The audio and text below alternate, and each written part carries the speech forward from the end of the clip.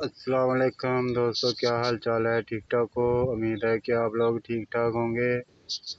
میں بھی ٹھیک ٹھاک ہوں۔ کل رات کشمیر میں بہت ہی زیادہ جھڑپیں ہوئی ہیں اور اس میں جو ہے نا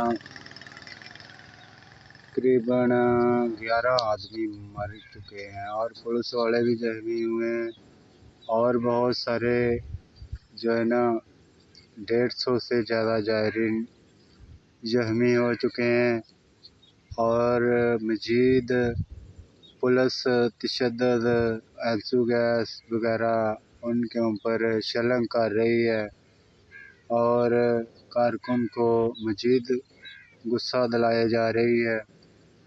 کارکن اب آپے سے باہر ہو رہے ہیں اور مزید حالات بگڑتے جا رہے ہیں۔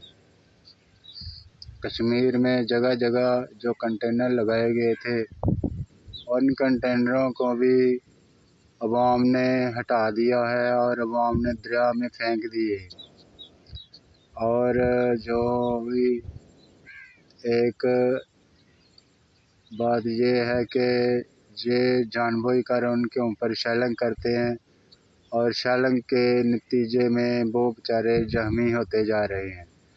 150 سے زیادہ زخمی بتائے جا رہے ہیں اور بہت ہی زیادہ تشویشناک خطرناک ماحول کریٹ ہو رہا ہے، یہاں تک کہ کارکن پولیس والوں کو زخمی پولیس والوں کو اپنے کندھے پر اٹھا کر ایمبولینس میں ڈالتے ہیں اور اسپتال میں لے کے جاتے ہیں۔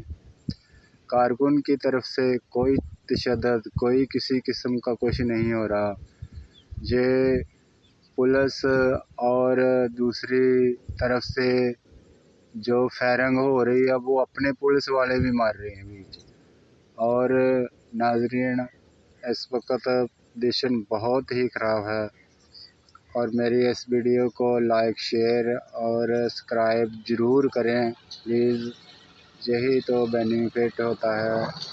آپ لوگوں سے درخواست ہے کہ ضرور سبسکرائب کریں۔